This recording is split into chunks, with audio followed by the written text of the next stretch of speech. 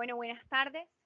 Hoy vamos a hablar, mi grupo y yo les vamos a hablar de lo que son los inhibidores de la colinesterasa. El grupo está formado por Valentina Cabas Riasco, por El Jai Rodríguez Melanie, por Pacheco Escorcia Claudia, por Salazar Amari Jorge, por Vergara Díaz Yeris Paola, por Asias Carlos, por De la Hoz Mayra Guadalupe, por Gómez Castro Ana Sofía, por Rodríguez Sánchez Carlina y mi persona María Mónica López.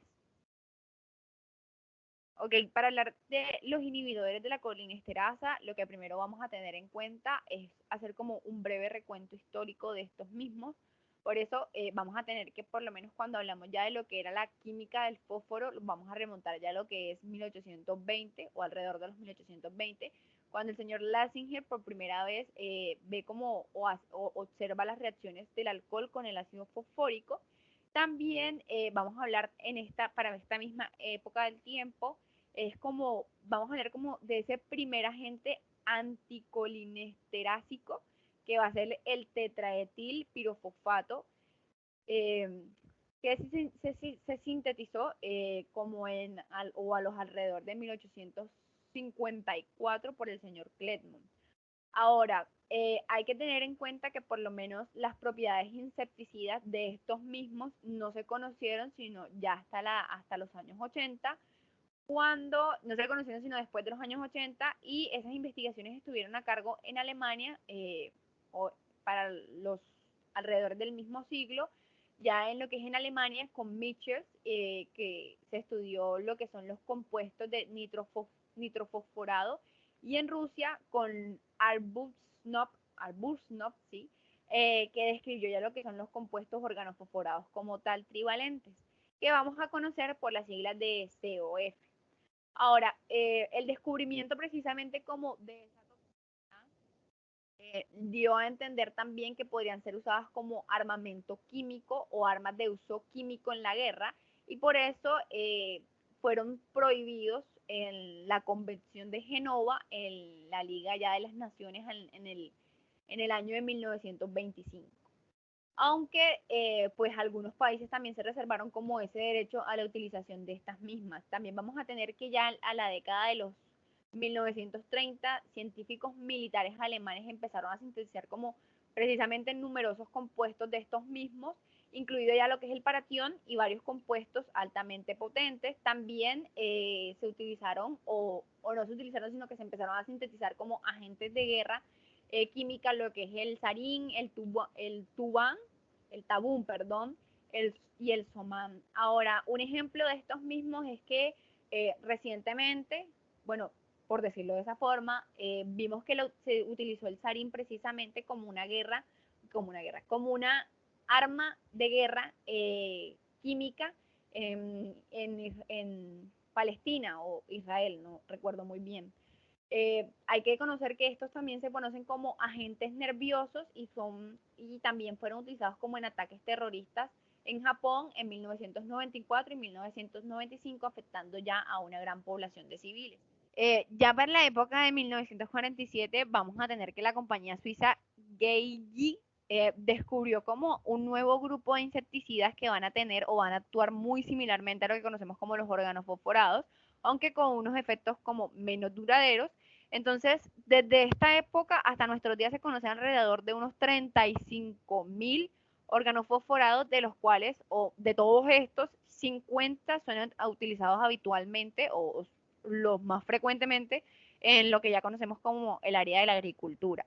También vamos a denominar ya en lo que es en medicina, a los organofosforados se van a utilizar sí, se van a utilizar clásicamente ya en los que es como el tratamiento de lo que es la miastenia gravis, el glaucoma, el hilio paralítico, también si no estoy mal lo podemos llegar a utilizar en enfermedades como el Alzheimer y la rinitis citomegalovirus. Continuando con la definición, básicamente lo que vamos a tener es que cuando hablamos de esto vamos a hablar precisamente de compuestos químicos farmacológicos que, como su nombre lo indica, van a inhibir precisamente la enzima colinesterasa, que va a impedir, o lo que hace básicamente es que va a impedir como esa destrucción de la acetilcolina liberada, produciendo como consecuencia ya precisamente como ese aumento en la concentración y en la duración de los efectos de los neurotransmisores.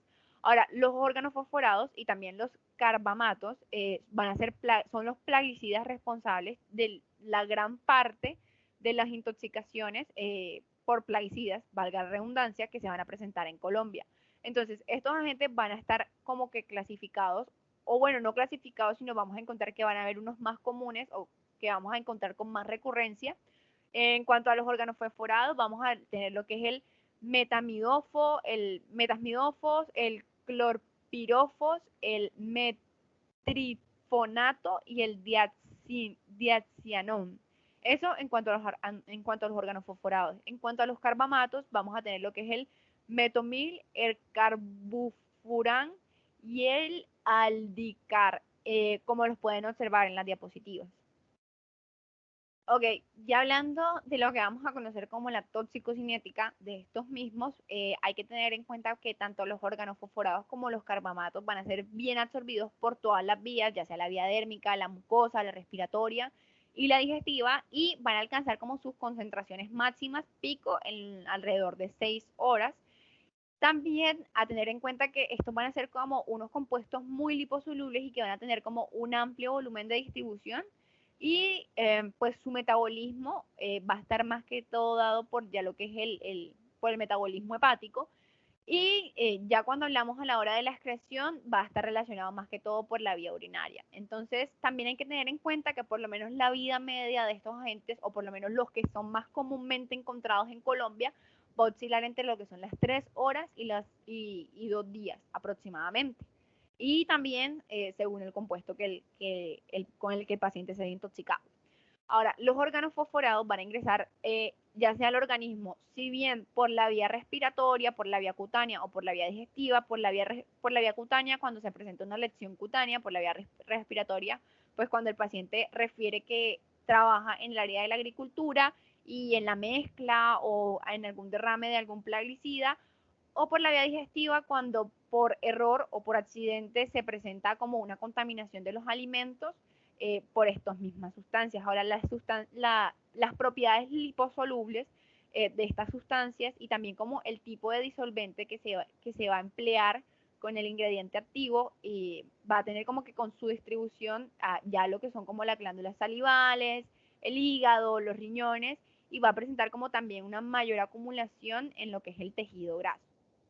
También cuando hablamos de la toxicocinética, hay que tener en cuenta que la vida media pues, de los órganos fosforados y de sus productos va como, sí, va a haber como una conversión, por decirlo de esa forma, metabólica o sea, una conversión metabólica que es aproximadamente corta, que va entre las 6 horas y 48 horas, y también se va a presentar como una transformación que que se va a presentar o que se va a llevar a cabo mediante ya de lo que son la presencia como de enzimas que van a ser las oxidasas y las hidrolasas. También vamos a encontrar lo que es como el glutatión transferasa y también lo que es principalmente como enzimas hepáticas. Ahora, cuando hablamos ya de lo que es la eliminación de los órganos fosforados, vamos a tener que esta va a ser rápida y que tiene lugar por lo que es, o lo que conocemos como lo dije anteriormente, como la orina, y también se puede presentar como una eliminación por medio de las heces, pero esta va a ser como en menor cantidad, igual que por la vía aérea. También como que esa máxima excreción o esa máxima eliminación se va a alcanzar o se va a lograr ya lo que son a los 2 días y luego se va a disminuir como que rápidamente. En cuanto a los carbamatos, vamos a tener que estas básicamente van a estos básicamente van a como a ingresar al organismo por lo que es la vía cutánea, la vía respiratoria o la digestiva, al igual que los órganos fosforados, y se van a acumular en el organismo. Estos aproximadamente van a tener un pico como de 30 a 40 minutos. Recuerden que cuando hablamos de de los carbomatos, en la historia que se sintetizaron, hablábamos de que tenían como un efecto o una duración mucho más corta, pues aquí lo vemos, que su pico se va a dar entre los 30 a 40 minutos y su biotransformación se va a realizar pues también como a través de 3 mecanismos básicos, que es la hidrólisis, la oxidación y también como esa conjugación que se va a presentar ya a nivel hepático. Y la eliminación, al igual que en los órganos fosforados, se va a presentar ya por lo que es la vía urinaria. Ok, continuando con lo que vamos a conocer como la toxicodinamia, en primer momento les voy a hablar más exactamente de los órganos fosforados, porque hay ciertas diferencias que nos gustaría como grupo resaltar. Entonces vamos a tener que cuando hablamos de los órganos fosforados, estos van a o fosforilan precisamente la acetil o la enzima acetilcolinesterasa, y estos van a hacer o van a reaccionar prioritariamente como con esa sí, como con esa zona estérica de la misma enzima, y lo que van a hacer es como formar enlaces, por decirlo de esa forma, o mejor dicho, van a formar como uniones mucho más estables que si no se rompen con el medicamento con el que el paciente se está tratando, pues van a ser ya lo que van a ser como uniones ya irreversibles. Entonces, lo que va a hacer es que esa pérdida precisamente como de esa función enzimática va a permitir precisamente esa acumulación de la acetilcolinesterasa en el espacio intersináptico, y va a corresponder como a una crisis colinérgica. Entonces, cuando hablamos ya un poco en lo generalizado, cuando hablamos de los órganos fosforados y de los carbamatos, vamos a ver que estos lo que causan es precisamente, como se llama el título, y inhibidores de la colinesterasa. Estos van a inhibir la colinesterasa, que es la enzima precisamente que se encarga como de degradar la acetilcolina ya en el espacio en el espacio sináptico, que por eso mismo les hablaba como de esa acumulación que se va a presentar en ese mismo espacio de esta misma enzima.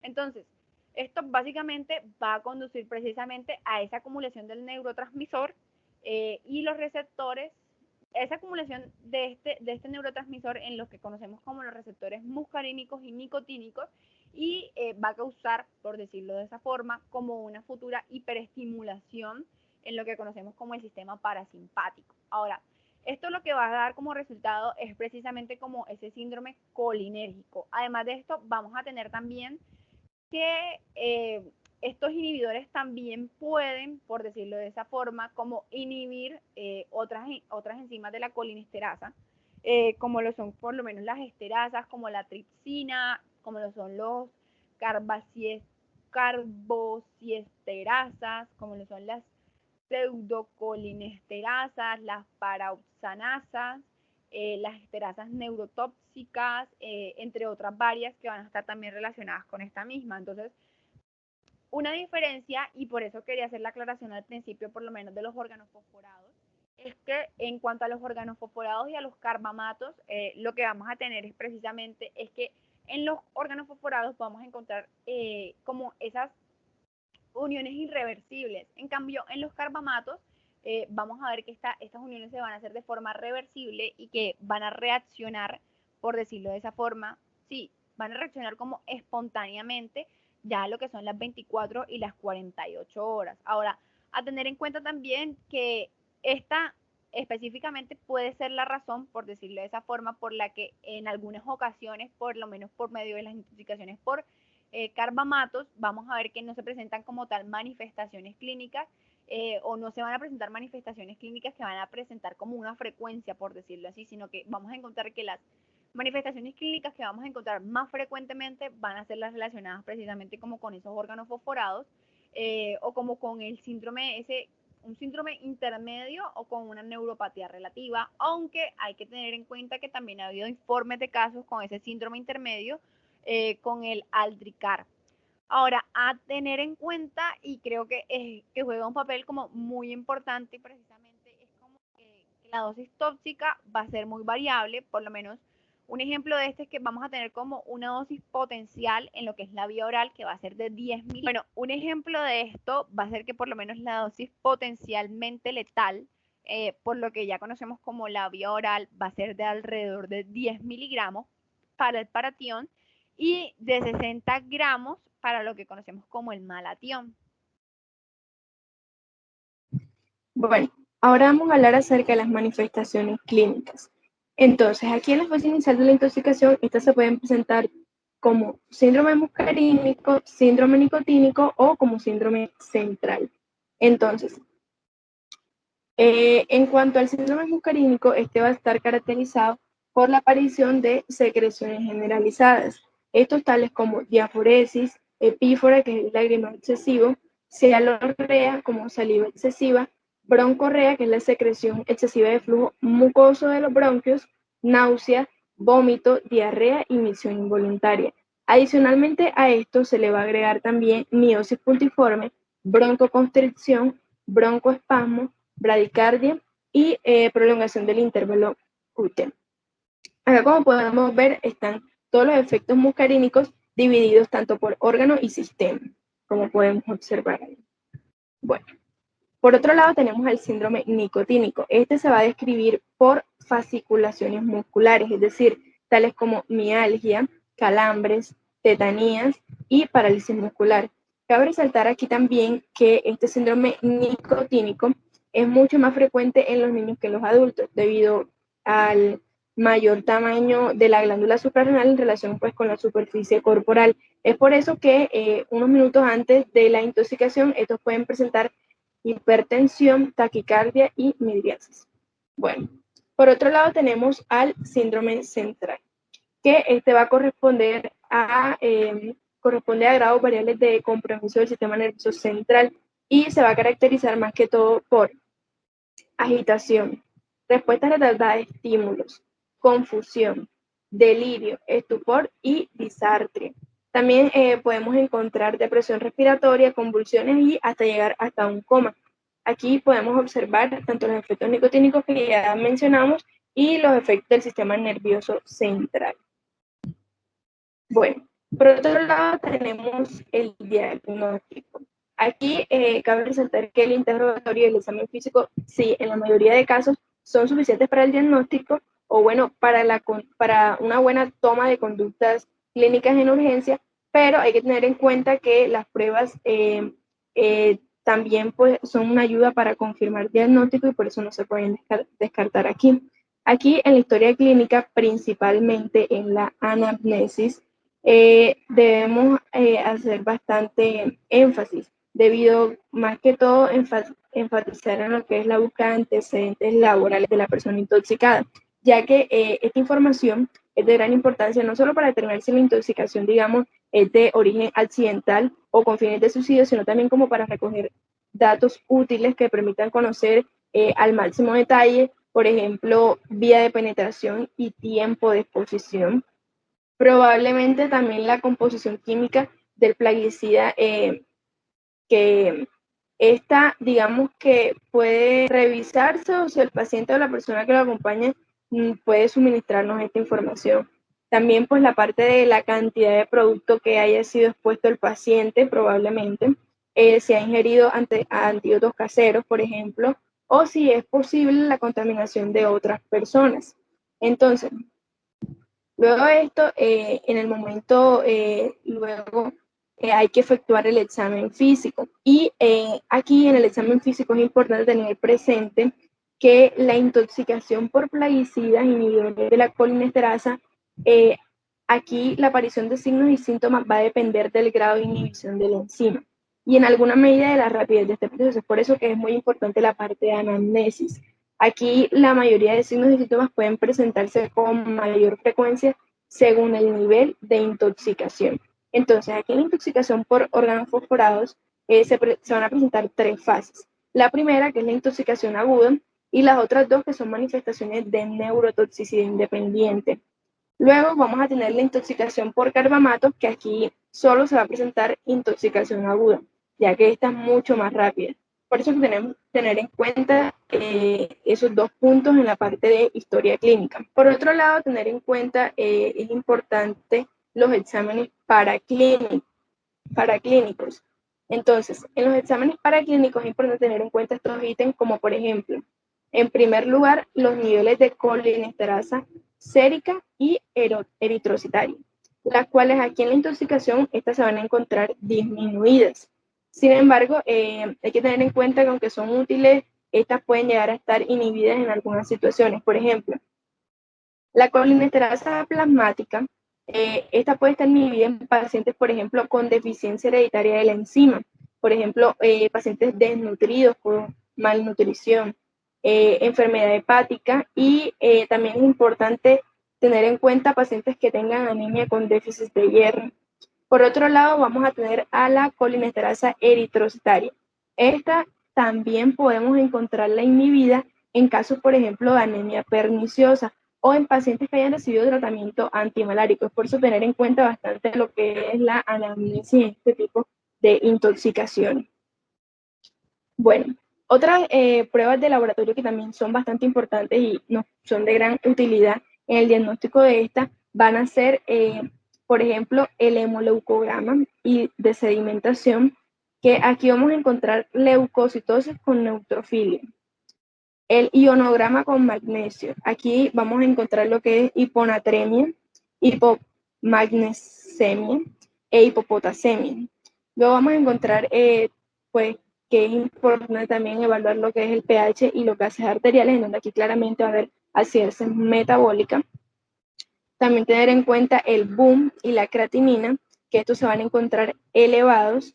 También tener en cuenta el perfil hepático, en donde aquí las transaminadas, la bilirrubina y la fosfatasa alcalina se van a encontrar también elevados. También la glucemia, que esta también se puede encontrar elevada.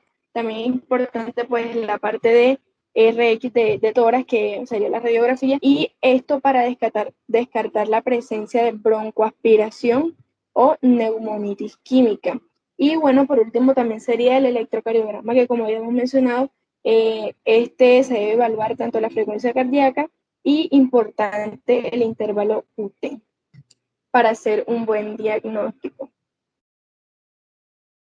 Bueno, dosis tóxica.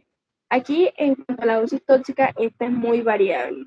Por ejemplo, la dosis potencial letal por vía oral es de 10 miligramos para el paratión y de 60 para el malatión. Aquí la probabilidad de toxicidad grave hay que tener en cuenta que no va a depender no solamente de la dosis, sino también del tipo de plaguicida, la ruta de exposición, circunstancia de exposición, tipo de disolvente coingerido y actividad de colinesterasa preexistente. Es por eso que los agentes que son altamente solubles en lípidos, como el fentión y el sulfatón, pueden causar una intoxicación más prolongada. Es por eso tener en cuenta que no solamente depende de un ítem, sino de varios.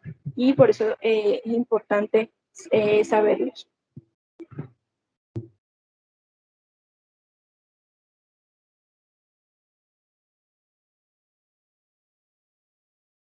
Ok, continuando con el diagnóstico diferencial, tenemos principalmente 4 tipos de diagnóstico diferencial, entre los cuales encontramos la intoxicación por organoclorados, la intoxicación por amitraz, la intoxicación por opioides y la enfermedad cerebrovascular del Póntica.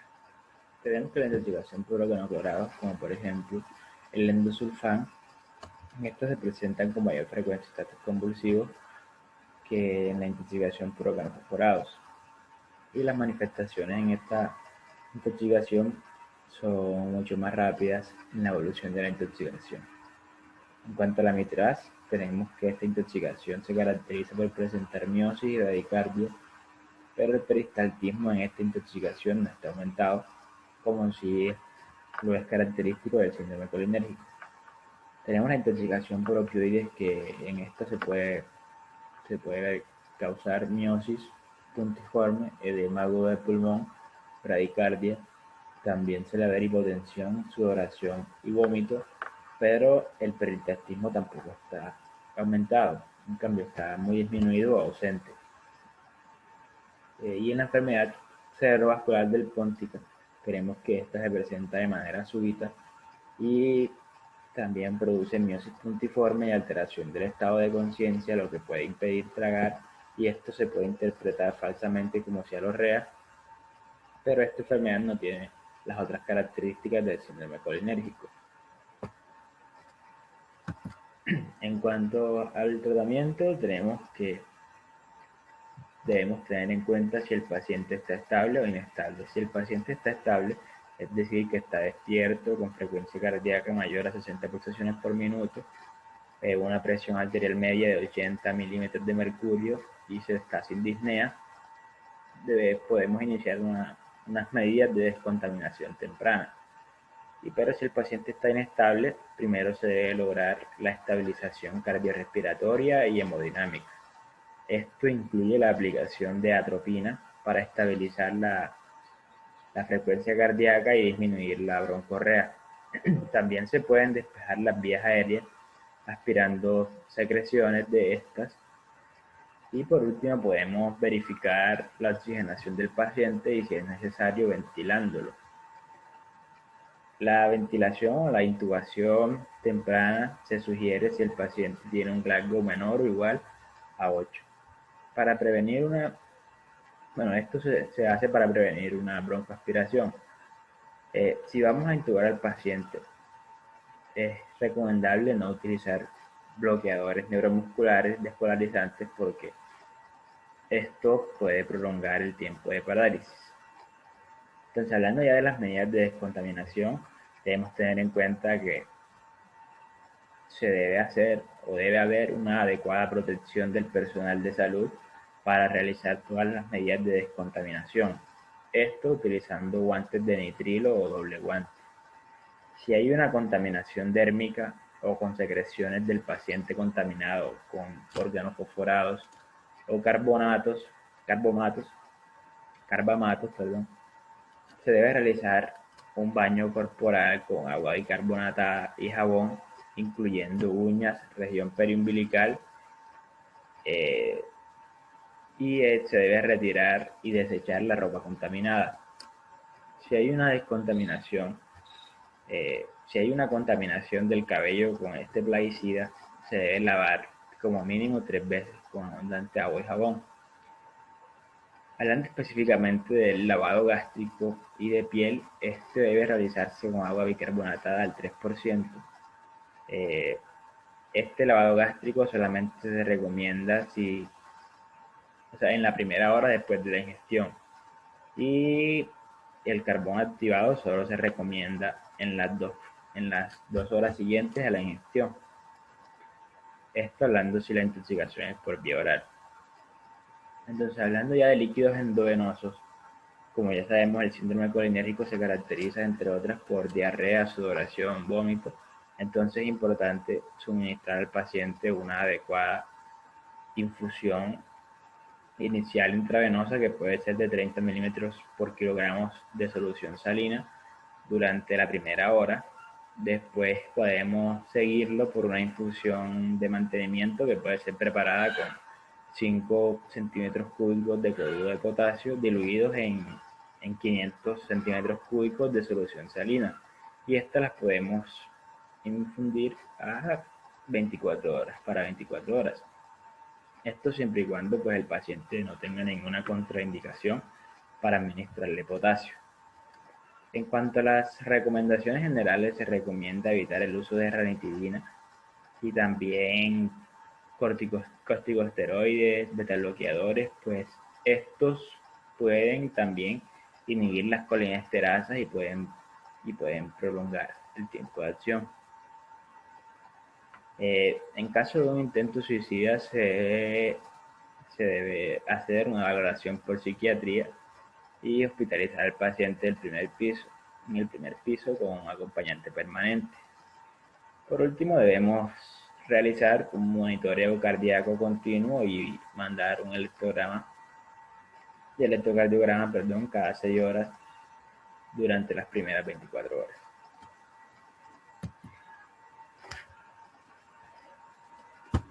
En cuanto a la farmacología, tenemos que principalmente la farmacología incluye la atropina, las oximas y las benzodiazepinas.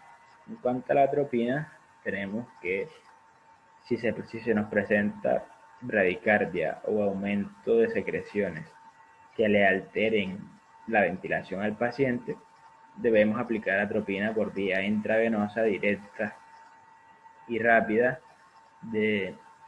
que es de 2 miligramos iniciales en adulto y 0.05 miligramos por kilo en niños.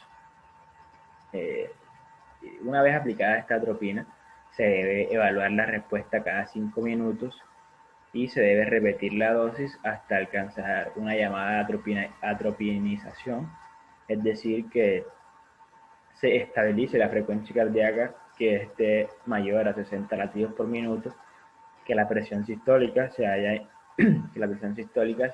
en 80 milímetros de mercurio, que el paciente no presente broncorrea y que a la auscultación pulmonar no se presente roncos.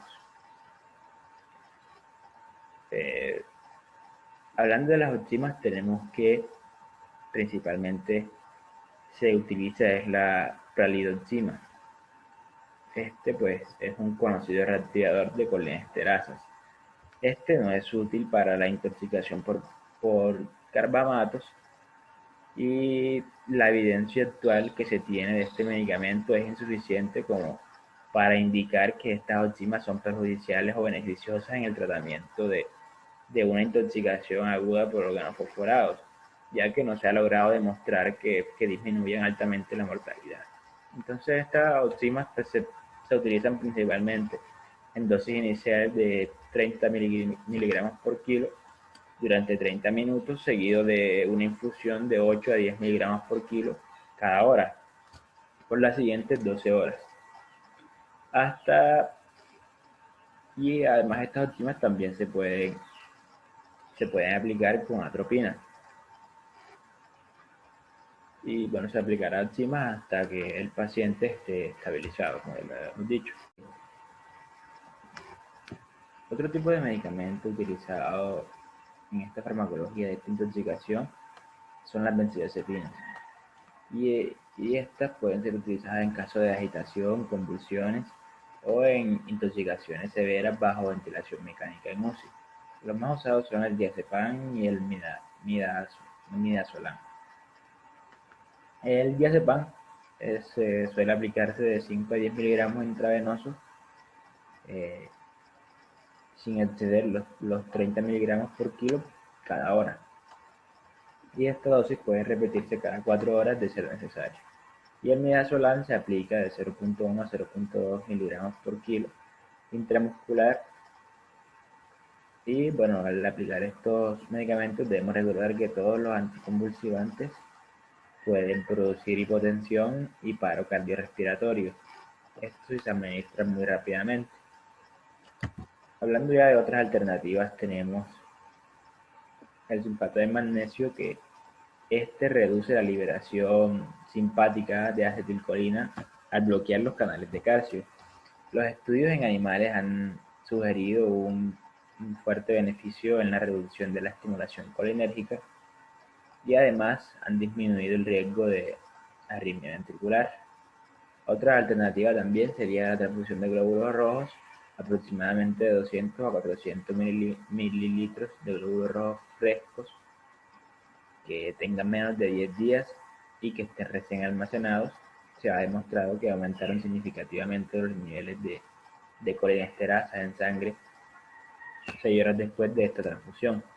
Y también se ha demostrado que acortaron la recuperación de colinesterasas y la duración del paciente en una estancia hospitalaria, además de que se redujo el uso de atropina y de pralidoxima.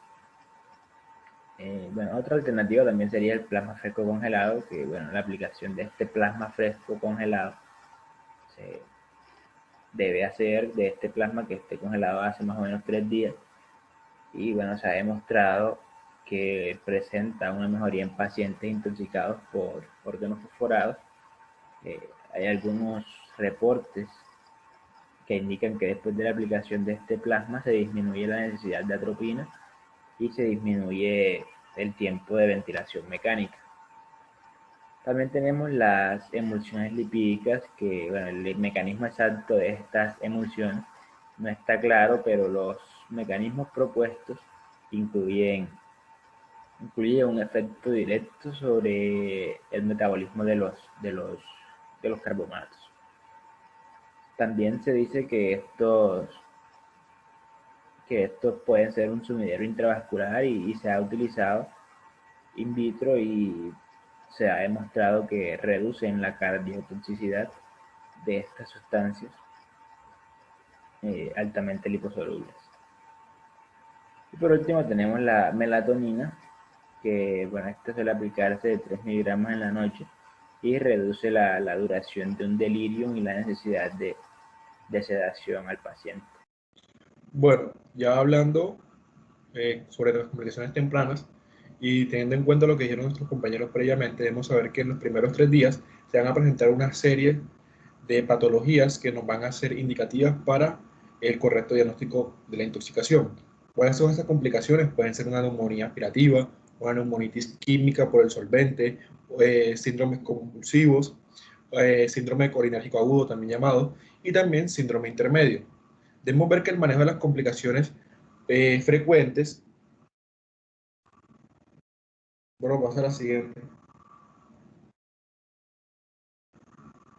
Bueno, el manejo de las complicaciones frecuentes en el que hipotensión con poca respuesta presora con cristaloides se debe administrar vasopresores. ¿Cuáles vasopresores? Dopamina, noradrenalina, total para tratar de mantener una presión arterial sistólica de 90 milímetros de mercurio hacia arriba. También debemos ver que si hay presencia de arritmia del tipo taquicardia ventricular polimorfa, debemos administrar sulfato de magnesio, ya sea de 2 a 4 gramos disueltos en 100 mililitros de solución salina. Esto lo debemos hacer para tratar de hidratar al paciente y corregir las arritmias cardíacas para que no haya un daño cardíaco posteriormente. También debemos ver si hay presencia de estatus convulsivo. Si esto se presenta, vamos a considerar la utilización de fenitoína de 15 a 20 miligramos aproximadamente por kilogramo del paciente. Esto lo vamos a diluir en solución salina o intravenosa a una velocidad de infusión a 0.5 miligramos sobre kilogramo por minuto.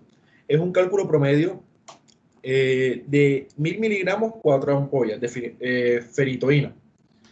Debemos saber que también si el paciente persiste con síntomas respiratorios por migración de secreciones, vamos a realizar nebulizaciones por bromuro y atropio cada 6 horas con 0.5 miligramos en niños, cada 20 minutos la primera hora y luego cada 4 a 6 horas otras nebulizaciones. Debemos evitar broncodilatadores tales como el salbutamol o la termultalina, porque esto lo puede complicar en una fase aguda.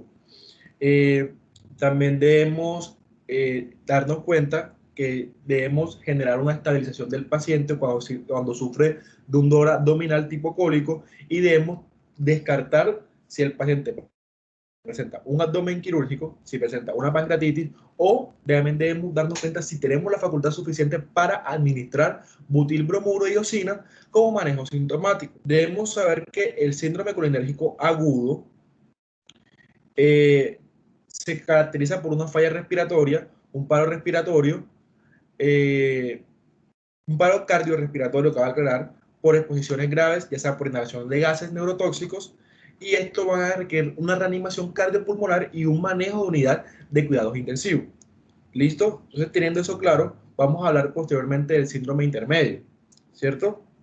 El síndrome intermedio es la debilidad muscular proximal progresiva que compromete a pares craneanos y musculatura laríngea, ¿ya? Esto va a hacer que la respiración sea más difícil y termine generando un mayor esfuerzo respiratorio y por ende un mayor cansancio en el paciente. Esto va a iniciar aproximadamente a las 24 a 72 horas de exposición al órgano fosforado y puede aparecer también a las primeras 12 horas. Y este manejo tiene que ser rápido, tiene que ser intubación, porque si no, se obstruye la vía respiratoria alta y va a ser mucho más pesado que el paciente, pues obviamente respire y termine llegando al fallecimiento. Cuando lo intubamos, debemos obviamente iniciar la ventilación mecánica para mantener la vida del paciente adecuadamente. La siguiente, por favor. Bueno, aquí ya vamos a hablar sobre los criterios de remisión, ¿cierto? Esos son los criterios de remisión a tercer nivel, de mal pronóstico, de alta probabilidad, y posteriormente vamos a hablar sobre los seguimientos que se le deben hacer al paciente. Entonces, los criterios de remisión a tercer nivel, ¿cuáles son? Convulsiones, broncoaspiración, deterioro hemodinámico, arritmias, que vamos a encontrar en el electrocardiograma o el complejo QT mayor a 500 milisegundos. Vamos a ver también que el paciente tiene una necesidad de una reanimación cardiopulmonar, o sea, un paciente que puede entrar por decirlo así, en un paro cardíaco y necesitamos reanimar al paciente de urgencia. Entonces es muy normal que estos pacientes, cuando tengan un criterio de tercer nivel, presenten esto. Se haría la reanimación cardiopulmonar. Vamos a ver si también hay signos de síndromes intermedios que lo mencionan previamente. Vamos a ver si hay hipoxemia, que presenta una saturación menor al 93%. También vamos a hacer un examen, un hemograma para ver las amilasas, que están mayor a 300 unidades sobre litro. Vamos a ver si también hay una intoxicación iatrogénica por atropina. ¿Listo? Tan bueno, el criterio de mal pronóstico, ¿cuál es? La prolongación de la depresión respiratoria. Un paciente que tuvo la broncoconstricción, que tuvo las vías respiratorias estaban ocluyendo poco a poco, y esto lo que va a hacer es que el paciente se tenga que entubar de urgencia. Debemos generar la ventilación mecánica, debemos evaluar si el paciente presenta comorbilidades como hipertensión, diabetes, que puede complicar esto, debemos ver si el paciente tiene antecedentes de hospitalizaciones, debemos también hacer un urograma y un hemograma para ver la creatinina del paciente, para ver cómo está la función renal de esta. Si el paciente está consciente, pues realizamos la escala de Glasgow, que muy probablemente nos dé un resultado realmente bajo. Posteriormente vamos a ver la pseudocholinesterasa para ver cómo está en las primeras 48 horas, ya que esto puede ser un mal pronóstico en los envenenamientos por organofosforados. Como lo decía, si el paciente presenta comorbilidades o también el paciente es obeso, tiene altas probabilidades de una lipofisicidad, y esto va a aumentar más el efecto tóxico, prolongando la duración de la estancia en unidades de cuidado intensivo y por obvias razones en la ventilación mecánica. De hecho, esto de la obesidad afecta de gran manera al paciente, a su sistema respiratorio. Eso lo podemos ver también en los pacientes que generan una bronquitis, que se ven de mayor afectación los pacientes obesos, y son los conocidos los blue water o los sopladores azules. ¿Listo? El seguimiento de los pacientes, ¿cuál sería? Bueno, el seguimiento va a ser sencillo. Debemos seguirle al menos 2 semanas luego de que el paciente ha sido de alta para descartar secuelas cognitivas o conductuales. Vamos a ver si el paciente también puede llegar a presentar una neuropatía. Tenemos que descartar eso. Esta neuropatía se caracteriza por tener un predominio motor que requiere un inicio precoz de rehabilitación. ¿Cuáles son las complicaciones tardías? ¿Ya? Entonces, las complicaciones tardías serían una neuropatía periférica retardada. Esta va a tener un compromiso motor, sensorial, distal y simétrico de las extremidades caracterizado por la debilidad. ¿Ya? Esto puede llegar a una ataxia o hasta una parálisis. ¿Ya? Son compatibles con desmielinización.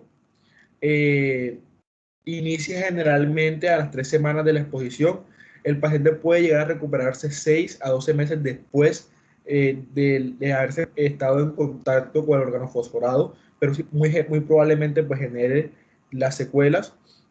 También puede presentar en cualquier momento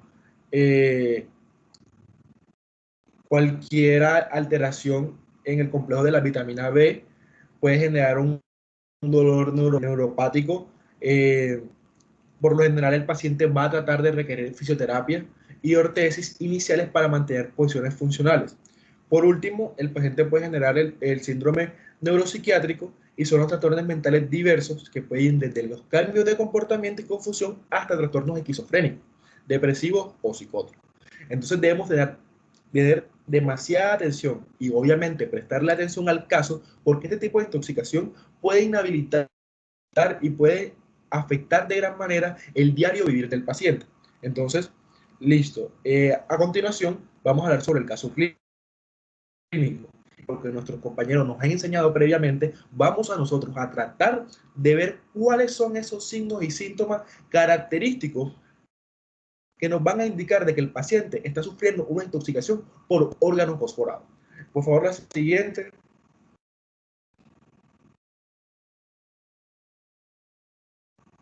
Listo.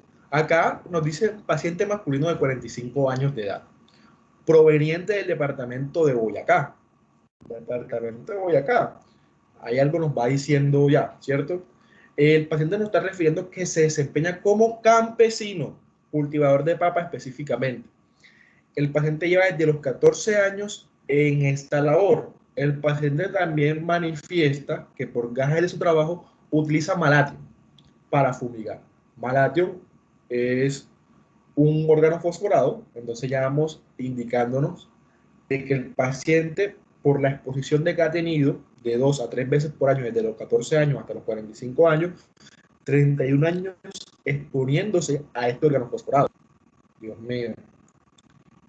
Esto lo hace con el fin de evitar que las plagas dañen los cultivos, y el paciente manifiesta que la última vez que realizó una fumigación presentó mareo, lagrimeo, cialorrea, diarrea, vómitos, náuseas, diaforesis, debilidad muscular, ansiedad, sensación de palpitaciones en zona precordial.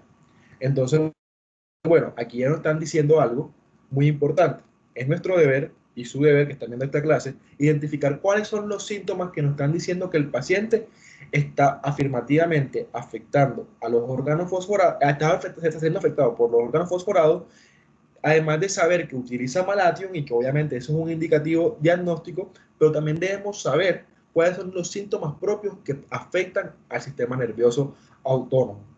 ¿Ya? Entonces debemos saber cuál es la función propia del sistema nervioso autónomo, específicamente qué causa el Malathion, como ya lo que nos dijo nuestros compañeros, qué está bloqueando y por qué se causan esos síntomas. Entonces los invito a que les saquen el mayor provecho a esta diapositiva, a esta exposición. Muchas gracias por la atención. Chao.